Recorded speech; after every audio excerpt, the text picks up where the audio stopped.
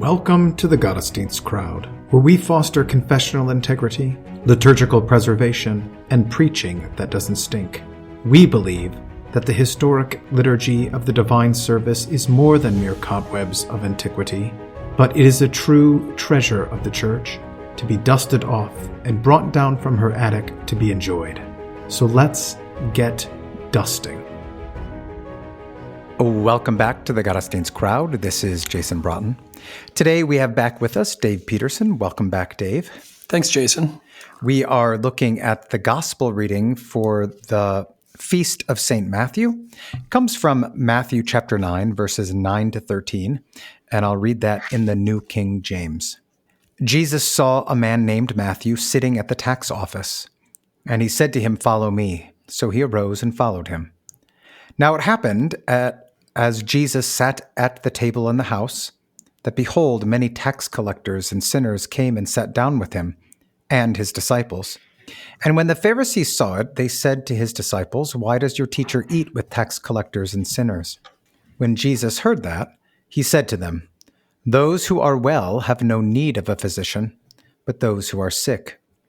But go and learn what this means. I desire mercy and not sacrifice. For I did not come to call the righteous, but sinners to repentance."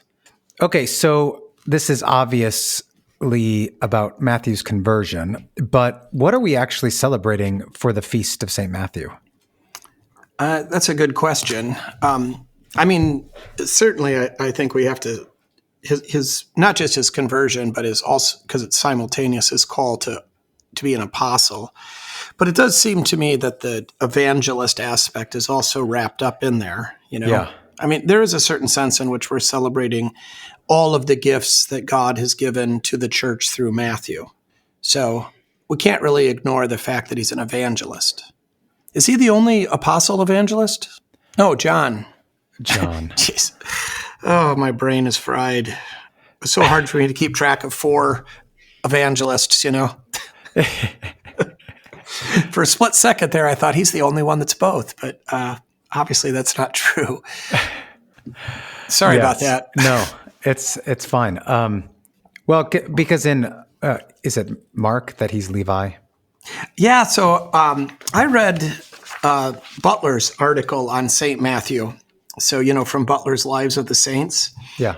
And I had never paid attention to that, but he makes a bit of a stink about that in a way that I find very interesting. See if I can find the line here. I don't know if I can find, I won't have to quote him. I can summarize it, I think. Basically, the theory is that Levi is his birth name, you know, and then Matthew is his Greek name, and his name as a tax collector. When he's working for the Romans, he uses the Greek name. And so the idea is that Mark softens the sort of scandal of Matthew's past by calling him Levi. But Matthew lists himself as Matthew, and even in chapter 10, the tax collector. And I find it a compelling case. And in fact, Butler makes a little moral admonition that we ought to be tender and careful when we deal with, we shouldn't be bringing up people's past sins, right? We should sort of cover over them and not embarrass them about it. But Matthew can do it to himself because it's part of his humility. Well, he does it in the genealogy of Jesus. Right. Yeah. Too. I mean, maybe that's just his personality too. Yeah. I mean, you know, Solomon by the wife of Uriah. Right. Oh yeah, for sure. Doesn't call her Bathsheba. Yeah. Yeah. So anyway, but Mark does call him Levi, and I think wherever else he's listed, Matthew himself's the only one that calls himself Matthew.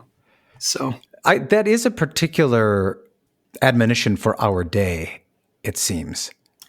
You know, I was sort of chafing against it in not that I want to be, you know, harsh with people who have pasts that have been forgiven, but it does seem to me like sometimes we want to cover it up, which isn't appropriate either. So I think there is a bit of a balance. To pretend as though things never happened isn't necessarily appropriate either, right?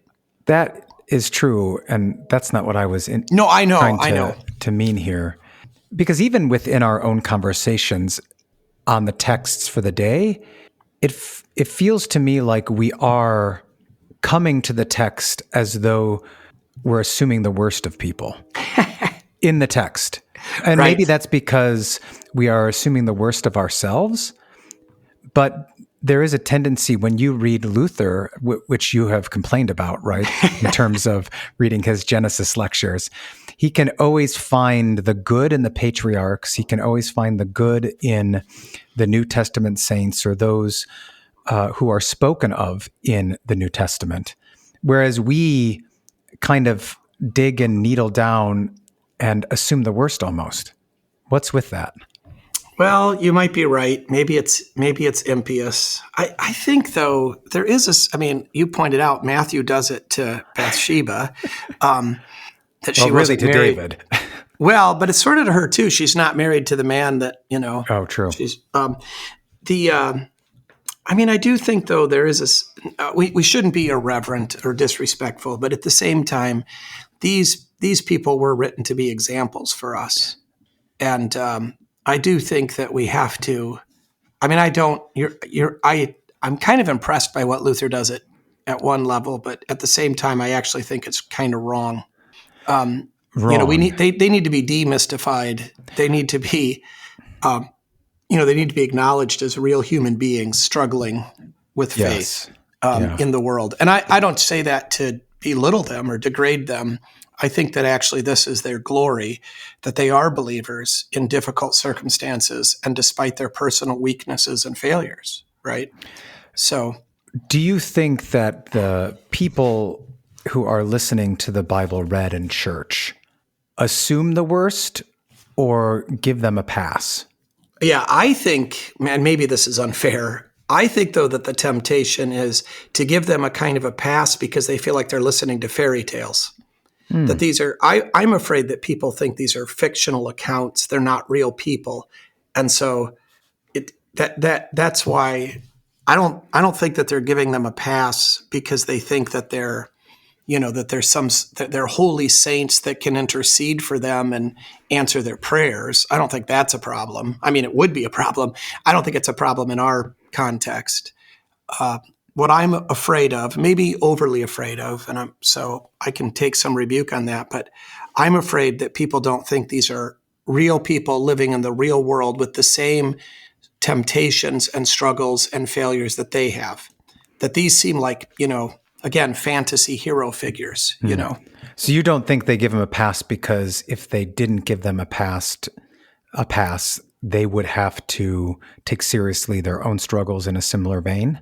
I mean, maybe it's that, or maybe they just, they just don't want to, right?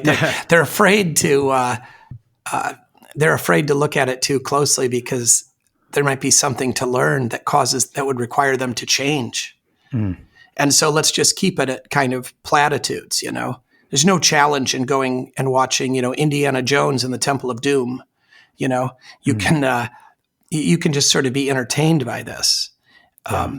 There's a piety in Matthew here, then, to put on display the ruthlessness of his previous occupation. Oh, yeah, but I mean, that can be kind of twofold. I mean, that can just be also his own humility.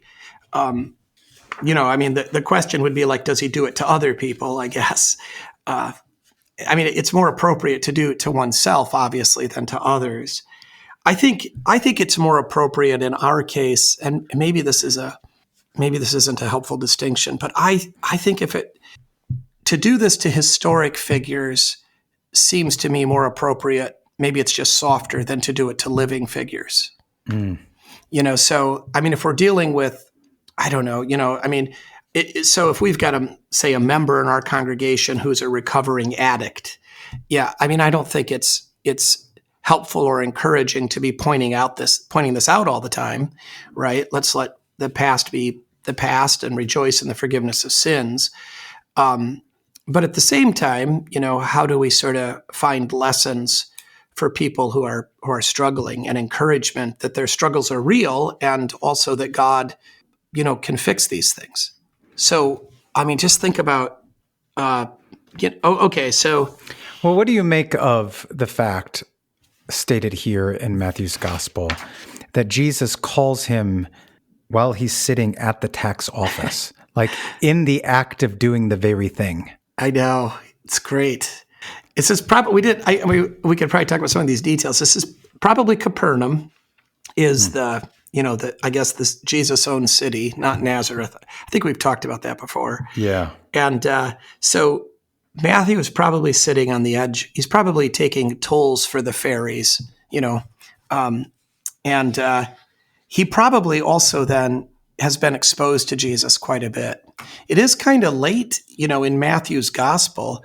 It's only going to be in the next chapter, finally, that we have the full list of disciples. It's only 28 chapters, and this is chapter 9, so it's kind of taken a long time to get them all called. Mm-hmm.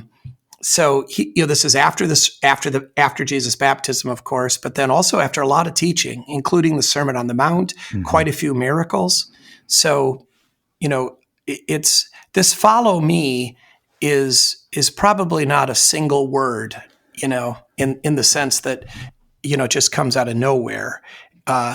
It's probably already the Holy Spirit's already been working on Matthew through his word. And then Jesus just kind of confronts him in the most direct way possible.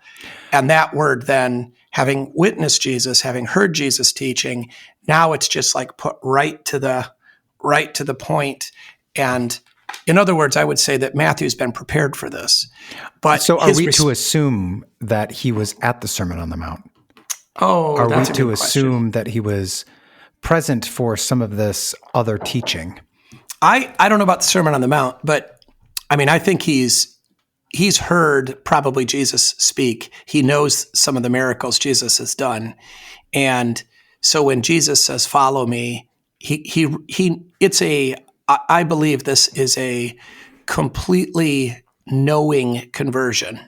I mean, he knows exactly what is going to be required of him, which would be a good reason to tie it to the Sermon on the Mount, that he's giving up the riches, that he's going to now be despised by the world, that many people are going to be kind of shocked and scandalized, that he's part of this.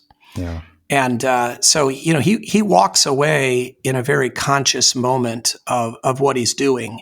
And that's not to say that, this wasn't the work of the Holy Spirit, but I think Matthew should get a lot of credit here. To walk away in the middle of the workday, leave everything behind. So Butler brings up a comparison that St. Gregory made, which I think is really unfair. So he brings up that the apostles who left their boats and nets to follow Christ were sometime afterward found in the same employment of fishing from which they were called, right? And of course, what he's talking about is in John's gospel where Peter decides to go fishing. And I do sort of think what Peter does there is a little bit wrong, because he's a fisher of men now, and he's supposed to have left that behind. Mm-hmm. But, to be like, but Matthew never returned to tax collecting. Well, okay, good for Matthew, but I mean, they're not exactly the same thing. I mean, it's not as though, fishing is not a wicked vocation, right? Or, a wicked work. And so, Peter playing around with that and being tempted back to that's not quite the same thing. But, but Matthew nonetheless does leave this and leave it behind completely. And that's impressive. Is it instructive that Matthew uses the word anastas and followed him? I wondered about that too, right? That he stood up. I mean, just that's all. But of course, it's the word for resurrection. Mm-hmm. In fact, your translation translated it that way, right? Rose up. Yes. Instead of and stood he up. arose. Or he arose, yeah. So, yeah, there might be something too with this. There's a couple of little kind of, literary things that he rises up, to follow Jesus. That could be an allusion to sort of the new man that's being raised up in him and that he's changed. Then you've also got this kind of sitting. He was sitting at the tax collecting booth, and then they're reclining together at table, right, in the house, which presumably is Matthew's house. So you got that kind of, that movement from sitting at the tax collecting booth to sitting with Jesus and eating. And then, of course, being feared and profiting from that fear in the tax collecting booth, and now sitting with Jesus being hated, right? And well, I mean, that is interesting too, because it was the Romans who reclined. Oh yeah, yeah, but that's always used of Jesus with eating, isn't it? In the Gospels, yeah. But maybe it speaks to the Hellenization or the Romanization of the people. I mean, that isn't how the Old Testament describes things, does it? No. I think it's terminology of feasting. So you think it indicates something else? Well, I mean, I think they're taking it from the Roman idea, but it's this idea of luxurious eating. So even in the feeding of the 5,000, right, to recline, to eat, I think that's the use of it. That's why they're reclining at the Last Supper. That's why they're reclining. Does it say reclining in the feeding of the 5,000? I thought it did. I mean, I thought he had them sit down. I thought maybe it's in the feeding. I thought in one of them. Okay. It could be. I just don't recall. Yeah, I don't know. I might have made that up. But I do think whether it's there or not, I think this idea of reclining with Jesus is using this Roman idea in this Greek language to convey the idea of feast. Because the Romans didn't always recline to eat, right? I mean, who's that? Who's that obnoxious guy? Cato. Cato didn't behave in that way, remember? He was wouldn't ride a horse and wouldn't recline to eat. And the ancient world had a lot of obnoxious figures, just like the modern world. Socrates, Cato. They're great, but you could be like, this guy must have been exhausting to be around. Well, for sure, Socrates. Yeah, Cato's pretty obnoxious, also. But anyway, in a different way, I guess. I was listening to somebody talk about Cato. I can't remember where this was or when this was, kind of blaming the Civil War on Cato. I can't remember why, because he wouldn't compromise with Caesar or something. I don't know. I don't remember. Anyway, sorry, back to the Bible. And there's one other kind of parallel in this short text that, this, of course, the name Matthew, right? And then you have, which means learner, and then you have this, right? Go and learn what this means. I don't know. There's something there too. I love that, by the way. It's one of my favorite. Just before we came on, we were chatting a little bit. It is, Jesus cites this text from Hosea 6 twice. Again against the Pharisees in Matthew chapter 12. So that's where they're picking grain and the Pharisees complain. And then Jesus says he's the Lord of the Sabbath, and go and learn what this means. Right. I love that. I love, of course, the content. I mean, I love that God desires mercy and not sacrifice. I mean, that is the essence of the gospel, in fact. But I also I love this language of go and learn. Like, that's so huge. Jesus tells you to go and learn something. That's really a significant command. What is the relationship between mercy and sacrifice in the Pharisees' mind versus the biblical mind? The problem is this is like there's so many passages in the Old Testament about this, but the one that really comes to my mind is Isaiah 29 with the they draw near to me with their mouths, but they do, and honor me with their lips, but their hearts are removed from me. It's the Pharisee and the tax collector in the temple, right? Where the Pharisee externally is doing everything the right way, but he doesn't have faith, and the tax collector has faith. So is that parable Luke's version of this? I never had thought of that before, but I was thinking that this morning. It does feel like we've got Pharisees and tax collectors here. The sort of, I think, potential problem with the parable of the Pharisee and the tax collector is that there's no follow-up, right? We just get the moment of conversion and nothing else. And, that's great for the doctrine of justification. But we do know that Matthew's life or the tax collector's life has to change. And in fact, the sort of maybe almost irony is that the tax collector who prays in the temple for mercy, his life changes so that it looks the same as the Pharisees. I mean, the Pharisees' life does look the right way. Mm-hmm. And it's not as though the tax collector can keep living the way he was. Yeah. Well, I mean, he says he goes home justified. He doesn't go back to his tax booth. Yeah, no, that's good. Yeah, that's right. And so here, I mean, we do see Matthew's change, right? He leaves this behind. He becomes, and presumably Matthew had a lot of skill. These tax collectors, they were good businessmen. Mm-hmm. They often had family connections and maybe came from some wealth, but they also had to have the ability to work within the Roman system. They had to have language abilities to do that. Mm-hmm. And they had to have, some people skills. They could be brutal and, tyrannical and oppressive, but, they do have the ability to do mathematics and, and to think about these things and to recognize where profit can be made and so forth. And I mean, you could say the same sort of thing maybe about the leader of a drug cartel or the mafia. I don't want to idolize them, but I think we should recognize that Matthew's no dummy, right? I think it must have been Butler. I don't know if this isn't in the Bible anywhere that Matthew keeps the books.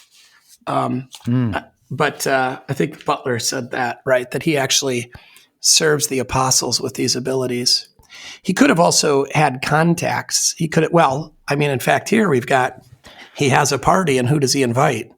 Other tax collectors and sinners. That is to say that, he does this in compassion. So the bookkeeper was different than the money bag holder. Yeah, I think so. I think that was what this idea that he was somehow bringing these skills to bear. Yeah. Okay. I think exegetically, if you're going to focus on the actual text and preach on Matthew 9:9-13, you've got the following. Oh, here's another fun thing, right? I love this, that when Jesus says, "Follow me," Matthew takes it absolutely literally. He stands up and walks behind him, right? Mm-hmm. He follows him. But of course, this is actually an allegory for the whole life of, right? We follow Christ too. He says, "Follow me" to us, but we're not, walking behind him down the street. But nonetheless, he is guiding us through his word. And our lives are a kind of journey and so forth. So I think that's... if the term, disciple is one who follows and learns, he would have to be in his proximity. Yeah. Well, sure. He has to hear him. Yeah. Mm-hmm. But we do that, right? Right. Disciple means student or learner. Acolyte means follower. This is the word that Jesus uses is where we get our word acolyte. Mm-hmm. So, we are followers without physically following, right? We're not walking we're not on a beach. I can't remember how that poem goes, but is it on a beach? In the sand? It's just in the sand. Maybe it's not on a beach. Maybe it's I think it's along a beach. That's how I have always envisioned it. Me as well, but I'm just trying to remember, textually. Maybe it's a desert. Maybe it's a sandbox. Maybe he's in a playground. It is not. Maybe it's a litter box. He's walking through a litter box. Anyway, I don't know. Goodness. Maybe it's a beach. So following, that's kind of fun. Tax collectors and sinners. This is so foundational. It's a beach. It's a beach. Okay, yeah. Fine. One night I had a dream. I was walking along the beach with my Lord. I had to actually look this up. All right. I'm sorry. It's been a long time since I've read or heard that poem. That's on purpose. But anyway. Yeah. So there are two things really to commemorate here, or three: his conversion, his apostolicity, and then his taking up to write the gospel as an evangelist. Yeah. I think that's exactly right. And then, I mean, there'd be a fourth possibility, not so much a commemoration, but I mean, you could actually just deal with the text itself as a pericope. And that's dealing with him as his conversion.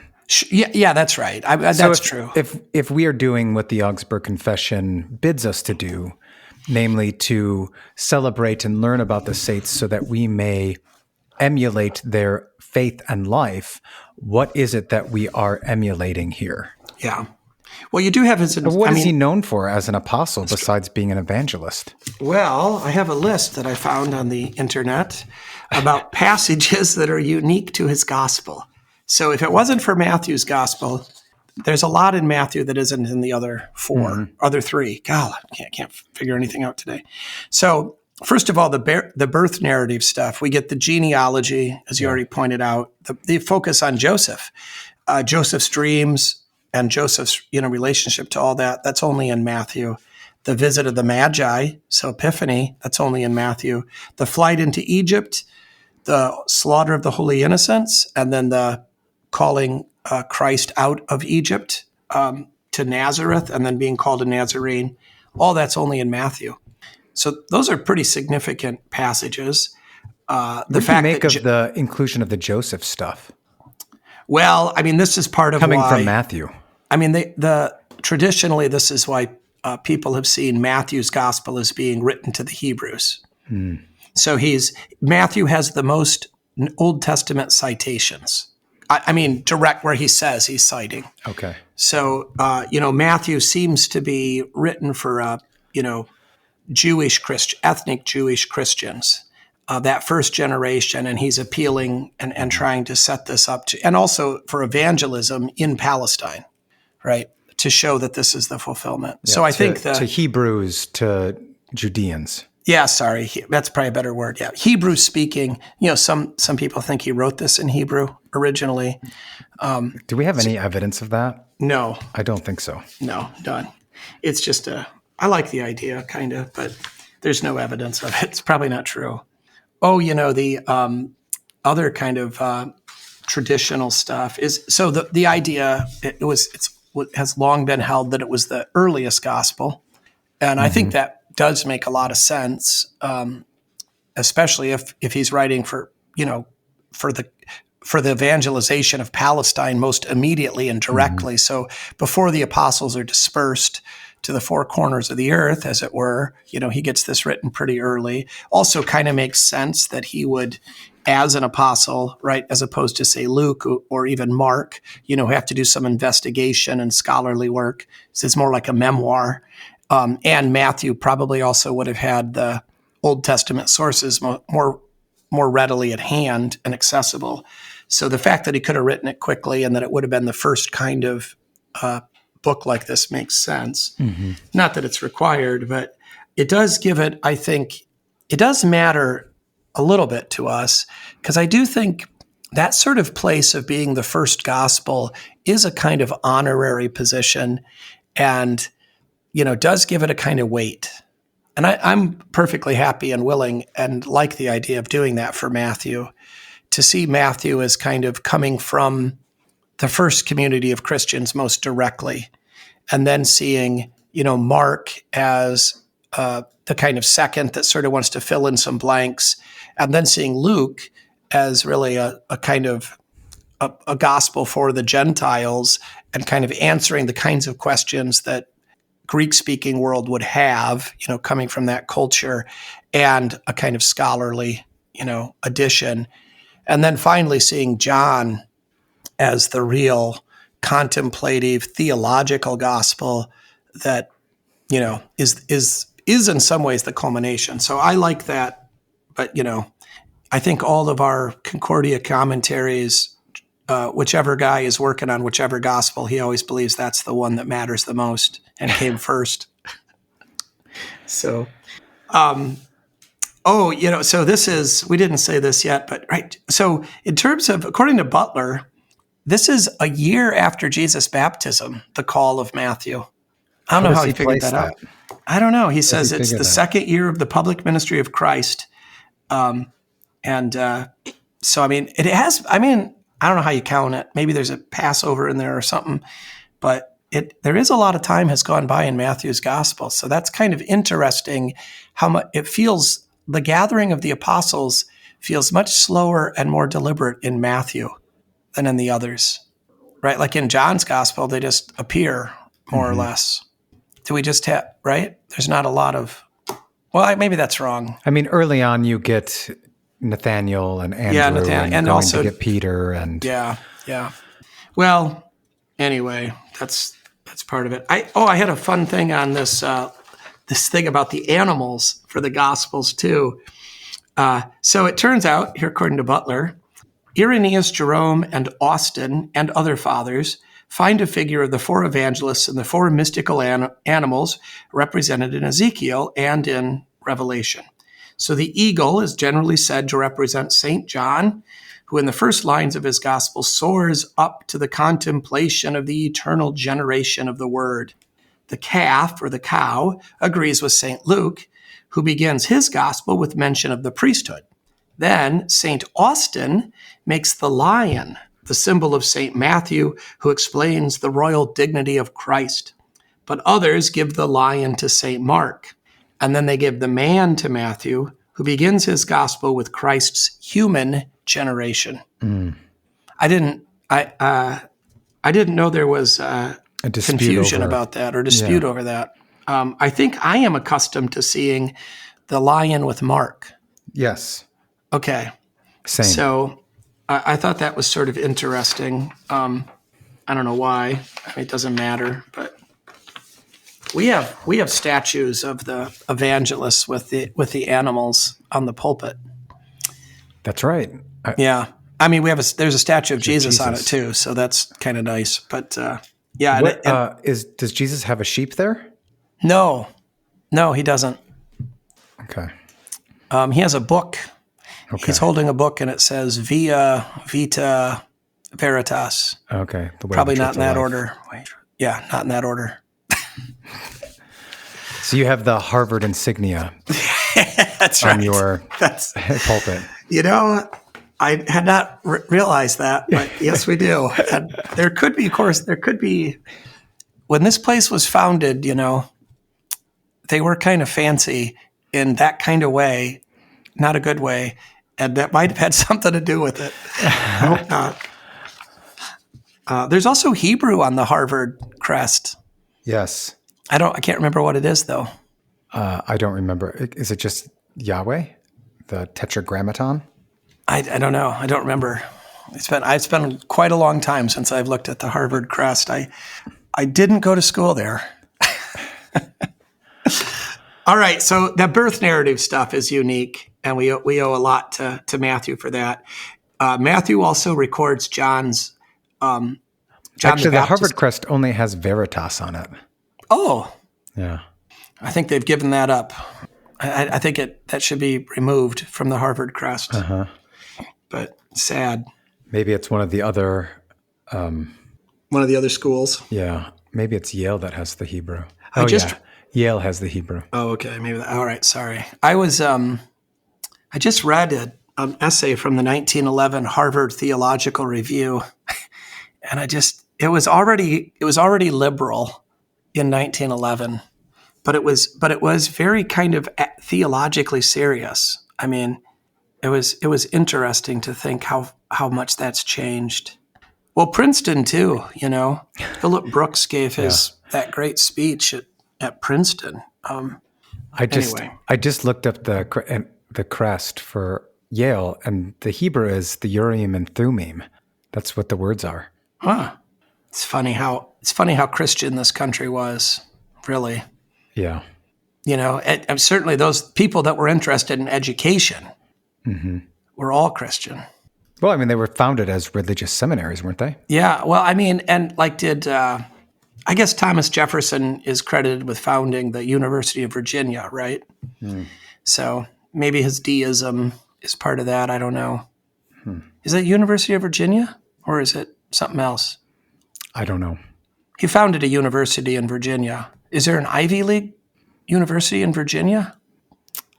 I don't know. Is the University of Virginia in the Ivy League? I don't know any answers to any of those questions. But. Yeah. All right, back to the Bible. John objects to Jesus baptizing him. That's only in Matthew. There are 3 unique miracles in Matthew.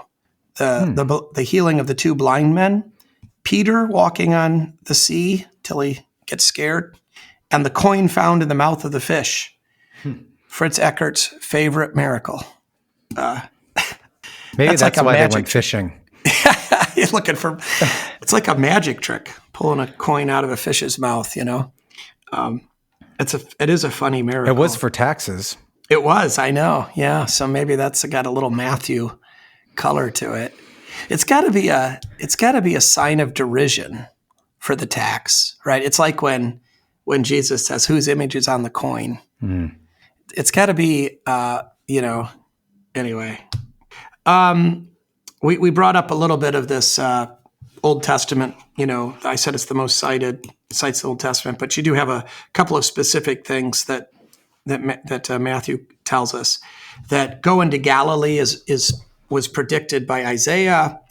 That healing is a fulfillment of Isaiah's suffering servant. That the lack of understanding of the parables fulfills Isaiah, and that the king comes on a donkey is fulfilling the prophecy in Zechariah.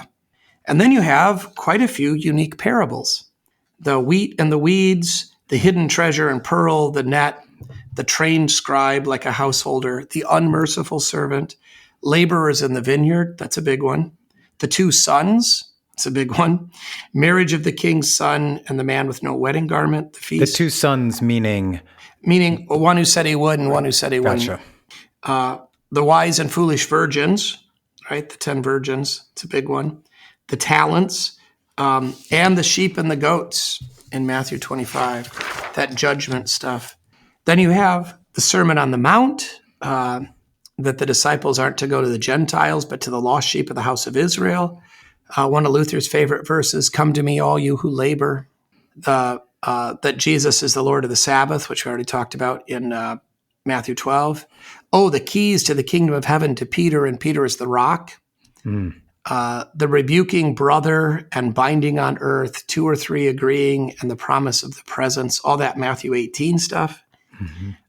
Some are eunuchs for the sake of the kingdom. Matthew 19, our single brethren can rejoice in that, I guess. Kingdom taken from you and given to others, and the woes to the Pharisees. So that's all unique material. And then finally, incidents during the Passion and Resurrection that are only in Matthew. The 30 pieces of silver and his suicide of Judas are only in Matthew. Pilate's wife's dream. Matthew likes dreams. And Pilate washing his hands. The saints being raised at the crucifixion in Jerusalem. It's only Matthew. The guarding of the tomb is only in Matthew. The earthquake at the resurrection and the angel appearing. The women worshiping the risen Jesus. The bribing of the guards kind of goes along with them being guards. And then, of course, Matthew 28, the command to baptize and teach all nations. So a lot of important material. I mean, it's kind of impossible to imagine how we could sort of live without Mark, right? Don't tell Peter scared. Well, I don't want to, but I mean, there's not a lot of unique material in Mark. There are a lot of details in Mark, though. Yeah. So I don't want to live without it, but when you hear that stuff from Matthew, it's kind of astounding. Yeah. Because Mark would be the only one you could get. I think so, but I'm sorry. Go ahead. Yeah, because I don't think you could lose Luke. No, can't lose Luke. The Christmas stuff and the resurrection stuff in Luke is so much. I mean. But I think in my own, devotion, my own piety, I mean, John for me reigns supreme, and Luke is probably second. I think I've probably paid more attention to Luke than to Matthew, which I'm kind of. What comes up most in the 1 year? That's a great question. I have no idea. I don't know. I bet it's. I'm just going to guess that it is John. Really? Yeah. but that might be certainly the case for Easter. Yeah. Yes, it is. Yeah, I don't know. That would be interesting to see what the percentage of Sundays given to each gospel are. Mm-hmm. We didn't talk about the allegory of the physician, which is pretty important. It sounds like a proverb almost. Yeah. Doesn't it? Sure. I don't know. I learned a new word today and I forgot it already. What was it called? An apologue. You ever heard of an apologue? Neither. That's apparently a technical term for kind of this whole genre: parables, wisdom sayings, fables. I can't remember what the distinctions were. I just Where did you come across it? Well, I stumbled across it on Wikipedia. I was looking at something else.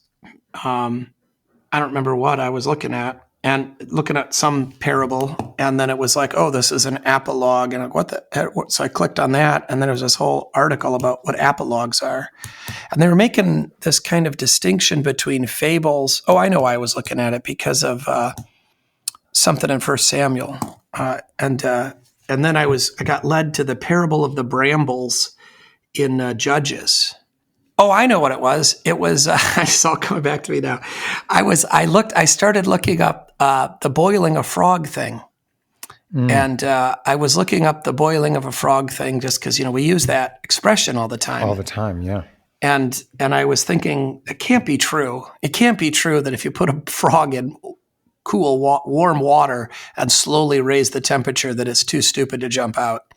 And turns out I was right. It doesn't actually work that way. But it's an old kind of idea. And of course, so they were calling that an apologue and comparing it to a fable. And it's a way of, it's a rhetorical device. So it was kind of an interesting article it is interesting to think about these things and the way this stuff works. I always kind of want to see when Jesus does this, if it is in the Proverbs. Is there anything like this in the Proverbs? I'm trying to think of a real close corollary. There certainly is the idea that this is a call to humility, right? You have to recognize your need. And there's lots in the Proverbs about the destruction of the proud.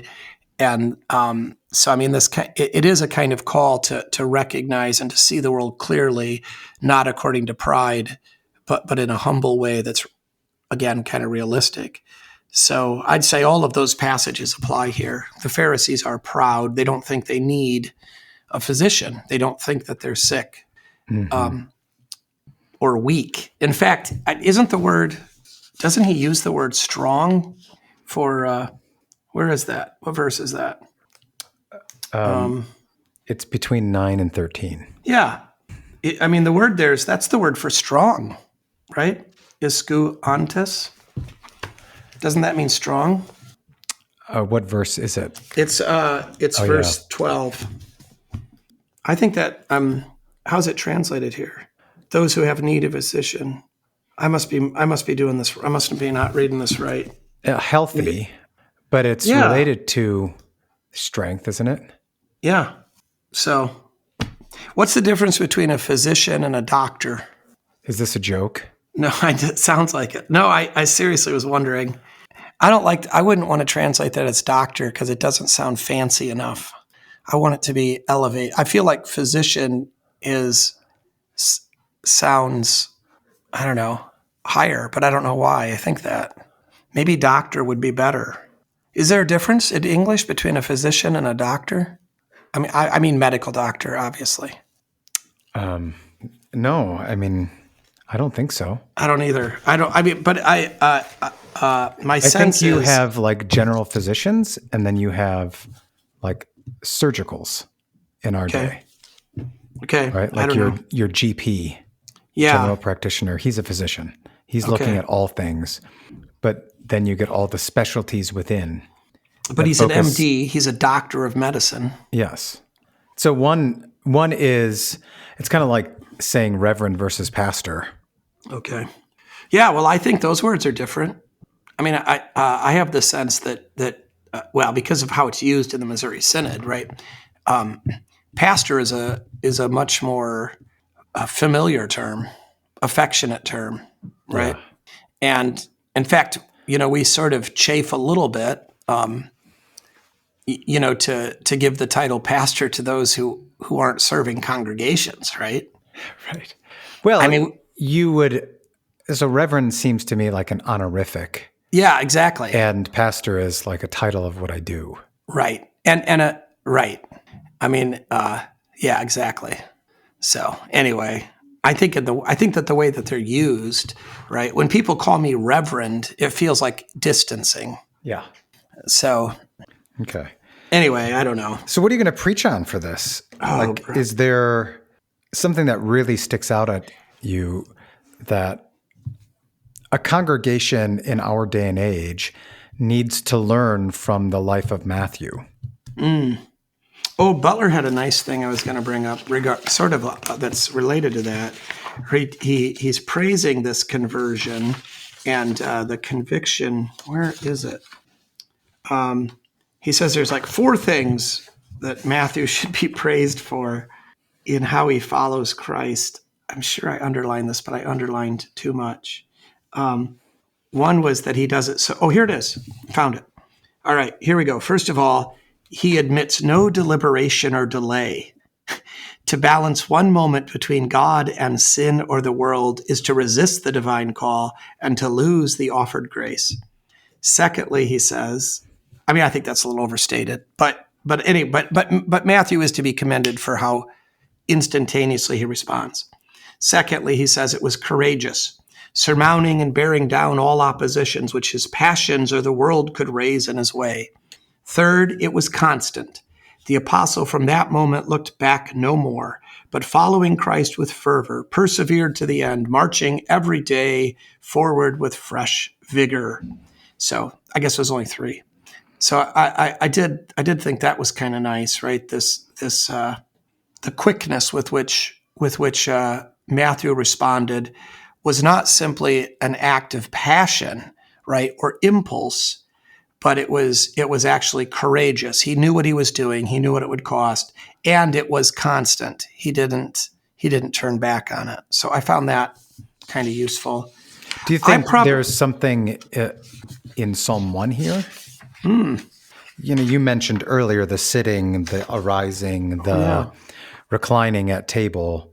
Psalm 1, blessed is the man who walks not, who stands not, who sits not, but delights in the law of the Lord and meditates on it. He's like a tree reclining by the streams of water or planted. I mean, is there something there? Sure. Well, I like that and then that connection to the law, because this is, of course, what the Pharisees are missing. There's a kind of irony in that these notorious sinners will listen to the law and the Pharisees won't. Yeah. And the Pharisees are complaining about the law breaking of the notorious sinners, but they themselves won't listen to the law. And right, they don't know that they're sick, and they refuse to be accused of being sick. Whereas these notorious sinners actually, they fear God's wrath, and they feel the accusations. And so, that's they are actually the fulfillment of Psalm 1, not the Pharisees. Yeah. It's pretty hard for me to not end up preaching on this Hosea 6 thing. To recognize the relationship between God's desire for mercy and his desire for us to fulfill the law in an external way, right? And to put the first things first and to recognize that the latter is worthless if you do not have the former. Yeah. But at the same time, that's not to say that we don't fulfill God's law in an external way, or that it doesn't matter. The Pharisees are hypocrites. I think that might be an emphasis in Matthew also, by the way, is hypocrisy. Matthew does, that would make sense of the Hosea quotations. Yep. Right, exactly. There is this, hypocrisy kind of being the worst sin in a way, because it's lawlessness, but it's a hidden lawlessness. And you have lawlessness in the tax collectors, but it's open. And therefore, they can be converted. But the Pharisees, because they're self-righteous, they're secretly lawless while pretending to be lawful, they're in a worse case. I think we got to be I just want to be a little bit careful with this, though, because this is like the world's favorite thing. Mm-hmm. The world loves to find someone who looks like a Christian externally and then gets exposed with secret sins. They love it, right? This is what they want to see all the time. But the fact that it's their favorite thing, I think, kind of exposes how terrible it is. And the problem is that one of the problems is when this happens, it does discredit Christianity. This is why one of the standards for the ministry is to be a man of good repute, right, and not a recent convert. Because if a public teacher of the church, behaves in very egregious ways with grave sins and gets exposed, then it's terrible. It's hard on the congregation, and it's hard on the. It undermines the church's witness. So you're going to probably go the Hosea route. I think you bring in that second part, what's in parallel to it, which is what? I desire mercy and not sacrifice, the knowledge of God, not burnt offerings. Right, exactly. Well, you've also got, it's also in 1 Samuel 15. I can't remember now. I can't cite it from memory. I want to see what because it seems to me like that was a kind of a fuller expression. That's right. We just read this in church in our school. That's why it was on my mind. This was when the Saul doesn't kill all the Amalekites, keeps the plunder, and then says, "Oh, we kept it for a sacrifice." But of course he's lying. And then he says, well, the people kept it, right? So it's Saul's lying. And then Samuel says, has the Lord as great delight in burnt offering and sacrifices as in obeying the voice of the Lord? Behold, to obey is better than sacrifice, and to heed than the fat of rams. For rebellion is as the sin of witchcraft, and stubbornness is as iniquity and idolatry. Because you have rejected the word of the Lord, he also has rejected you from being king. So, right, again, you've just got this whole idea that, ultimately it is the heart that matters. And men can make excuses out of anything, right? Even divine institutions. So they don't know God, and so what they're doing is actually idolatry. Right. Well, this would be like part of why we practice closed communion, to try to keep that from happening. Mm-hmm. Right? Because you could receive Holy Communion without faith, mm-hmm. And you would receive it to your damnation, even though you're fulfilling the external word of God to take and eat.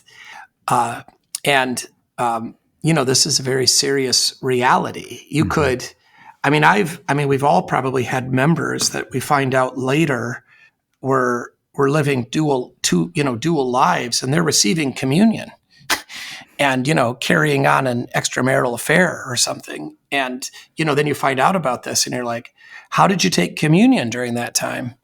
And I've had a number of these conversations over the years, and the people have always been kind of brutally honest. And they've just said, I was afraid if I would have stopped taking communion that people would have noticed and they would have asked why. And then what am I going to say? I'm having an affair? No, because I don't want to stop having the affair. Right? So I'll just go to hell. That's outrageous, right? That's terrible. But there is even in our day still a societal pressure, right, in our circles, and it just shows what we really think. Sadly, how weak the flesh is. And how we can fall into this. How could you take something that's so beautiful and so good and so gracious and just use it as a way to pretend to be something you're not? And, not take it seriously, because if you did, somebody might actually be concerned about you, and you don't want them to be, because you don't want to change. Right. Ouch. Yeah. So the warning here then is what?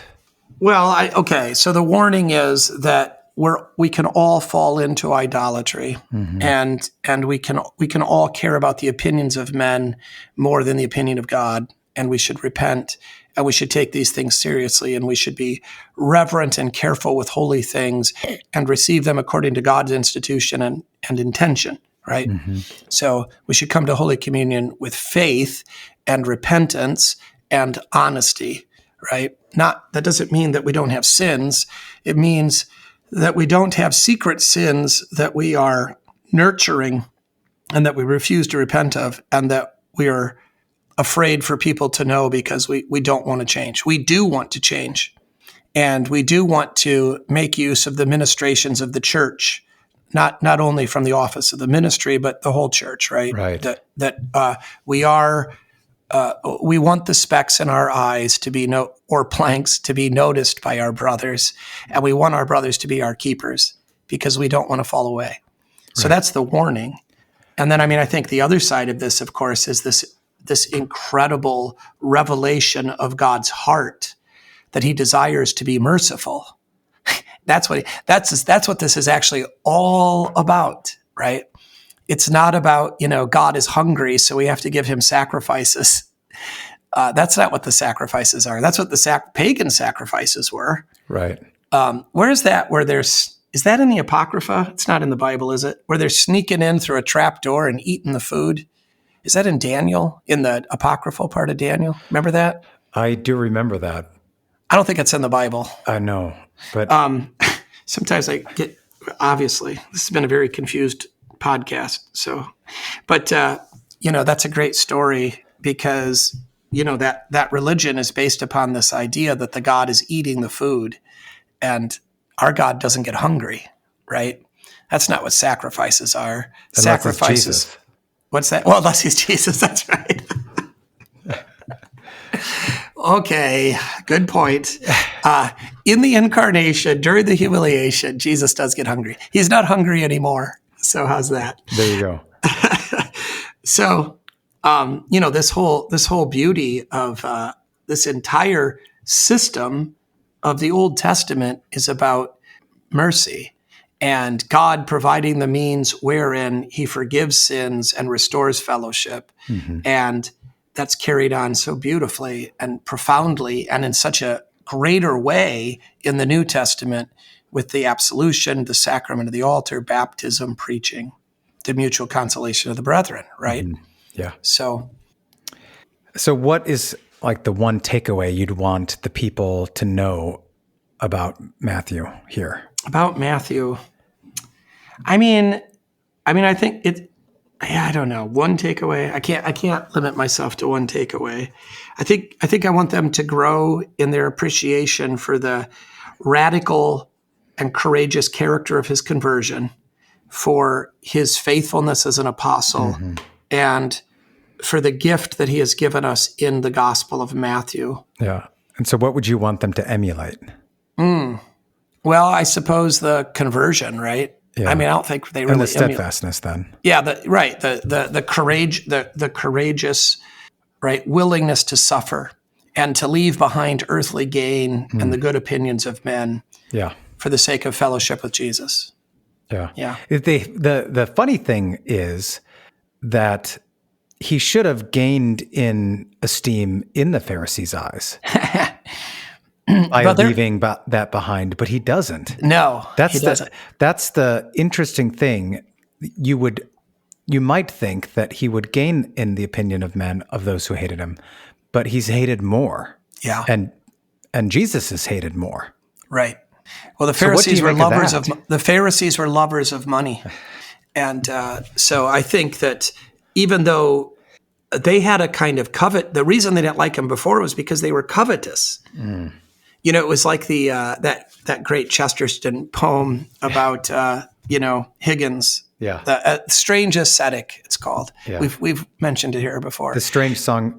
The Song of Strange Ascetic or something like that, yeah. And that, where there's this jealousy of the pagans, not in Chesterton, a little bit in Chesterton, a little bit in all of us, but Chesterton realizes how foolish it is. But there is this, the Pharisees, they're covetous of Matthew's wealth, and they have a kind of respect for it, I think, also.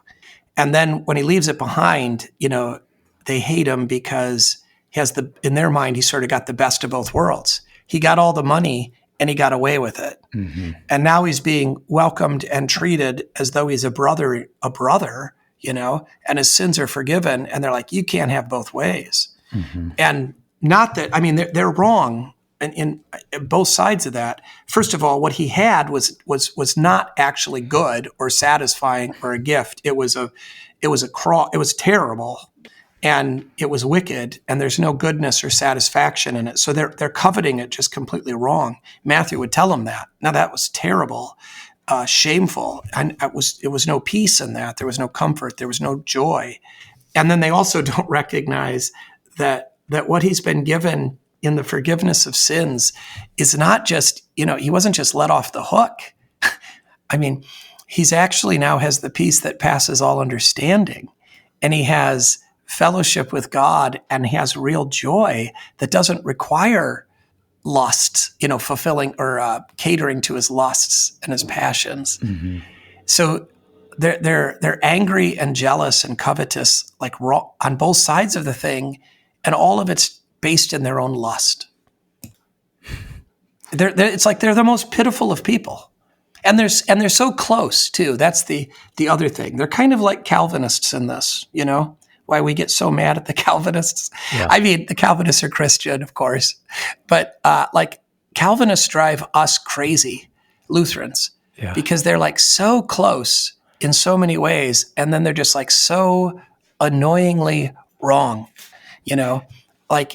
Elevating providence, the sovereignty of God is like the chief attribute instead of love. Like what they say about the sovereignty is not exactly wrong, but the emphasis is horrible. And then their kind of denial of mystery, so that they can't accept, the sacraments, and it's maddening. So the Pharisees are so close because they actually love the Bible. They're not Hellenistic. They're trying to, but then they're just awful with their legalism. Right. Sorry for the poor Calvinists that are listening. Maybe it's a pretty good chance that none are, so we're probably okay. But I actually am a big fan of John Calvin and of Calvinists, but they drive me nuts. Indeed. So next time we are back on the regular schedule, correct? Correct. I think so. Trinity something, 15, 16. 15. Okay. All right. Well, thanks for your time, Dave, and we look forward to that. All right. Thanks, Jason.